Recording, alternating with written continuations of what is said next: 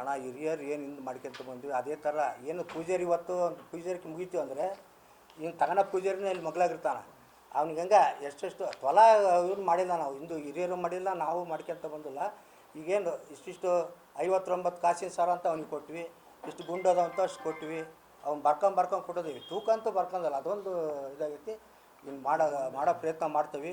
ಈಗ ನಾನು ಬರ್ತಾ ಇದ್ದೆ ಪಿಪ್ಪಲಿ ತಿಮ್ಮಪ್ಪಗೆ ಮೋಸ ಮಾಡ್ತಾರೆ ಬಂಗಾರ ಕೊಟ್ಟಿರ್ತಾರೆ ಅಂತರೊಳಗೆ ಯಾರೋ ಒಂದು ಬಂಗಾರದ ಕೂರ್ಸಿ ಕೊಟ್ಟು ನಾವು ತಿನ್ನೋದರ ಕೊಟ್ಟಿದ್ದಾರೆ ಏನಂತೀವಿ ಪರಿಶೀಲನೆ ಮಾಡ್ಬೇಕಾದ್ರೆ ಅಕ್ಷರ ಕಳಿಸಿ ಹೇಳ್ಬೇಕಲ್ಲ ಅವೆಲ್ಲ ನೀವು. ಈಗ ದಾಖಲೆ ಏನಾಗೈತೆ ಅಂತ ಭಕ್ತರು ಬರ್ತಾರೆ, ಇವತ್ತು ಬಂಗಾರದಂತ ಕೊಟ್ಟು ಹೋಗಾರ, ನಾವು ಅದನ್ನೇ ಮಾಡ್ತೇವೆ ರಸೀದಿ ಹಾಕಿ ಹಂಗೆ ಇಟ್ಬಿಡ್ತಾವೆ.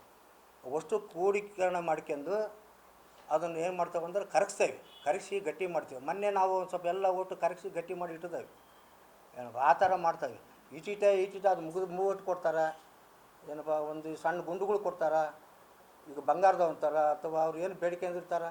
ಈಗ ಅಲ್ಲಿದು ಬಂಗಾರದ ಅಂಗಡಿ ಕೊಡೋದು ಅಂತಾರೆ, ಬಂಗಾರ ನೀರು ಕುಡಿಸಿರೋ ದೇವಸ್ಥಾನ ಕೊಡೋದು ಅಂದ್ಕೂಡ ಕೊಟ್ಟಿರ್ತಾರೆ. ಅವ್ರು ಏನು ಮಾಡ್ತಾರೆ, ಬಂಗಾರದಂತ ಬರೆಸ್ತಾರೆ. ನಾವು ಅದನ್ನೆಲ್ಲ ನಮ್ಮ ಅಲ್ಲಿರ್ತಕ್ಕಂಥವ್ರು ಎಲ್ಲರೂ ಅಕೌಂಟ್ ಕೊಡ್ತಾರೆ, ಏನು ಲೆಕ್ಕ ಕೊಟ್ಟು.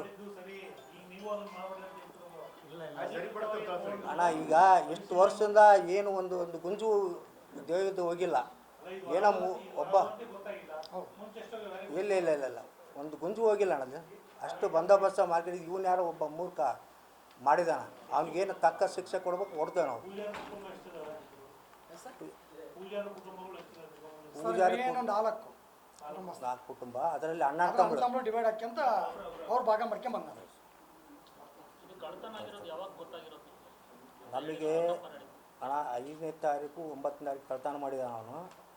ನಮಗೆ ಅದ್ರ ಮೇಲೆ 4-5 ದಿವಸ ಮ್ಯಾಗ ಪೂಜಾರಿ ನೋಡಿದ್ದಾರೆ. ಪೂಜಾರಿ ನಮಗೆ ಹೇಳಿದರು ಏನಂತ, ಈ ಥರ ನಮ್ಮ ಬಂಗಾರ ಐಟಮ್ ಕಳ್ತನ ಆಗಿಬಿಟ್ಟದವು, ಏನು ಮಾಡೋಕ್ಕಂತ ಕಮಿಟಿಯರಿಗೆ ಹೇಳಿದ.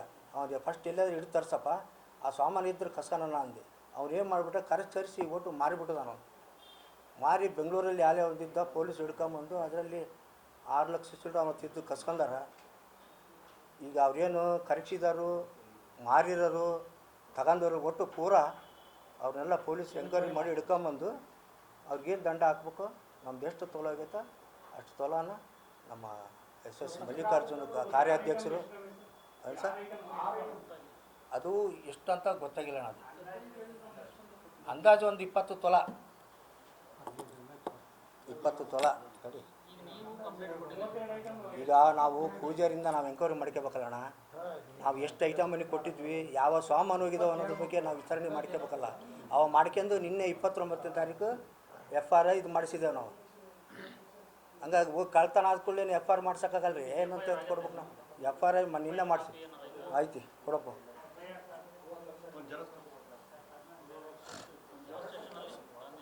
Gandhinagar station sir. ಅದು ಕಳ್ತನ ಆಗಿರೋದು ಯಾವತ್ತಿಂದ ಗೊತ್ತಾಗಿಲ್ಲ ಸರ್. ಇದು ಪೂಜಾರಿ ಇನ್ನೂ ಟೈಮ್ ಆಯ್ತು. ಪ್ರತಿ